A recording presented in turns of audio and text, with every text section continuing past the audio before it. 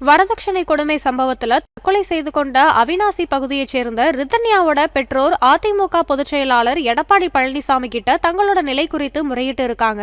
தங்களோட மகள் தற்கொலையில உரிய விசாரணை நடத்துவதற்கு நடவடிக்கை எடுக்கணும்னு வலியுறுத்தி இருக்காங்க. சேலம் நெடுஞ்சாலை நகர்ல அவங்க இபிஎஸ் சந்திச்சிருக்காங்க.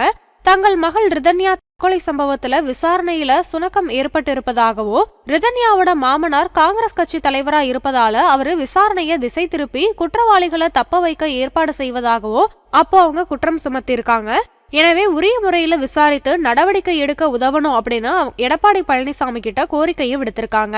இந்த விவரங்களை கேட்டுக்கொண்ட எடப்பாடி பழனிசாமி ரிதன்யாவோட பெற்றோர் மற்றும் உறவினர்களுக்கு ஆறுதல் சொல்லி அவங்கள அனுப்பி வச்சிருக்காரு.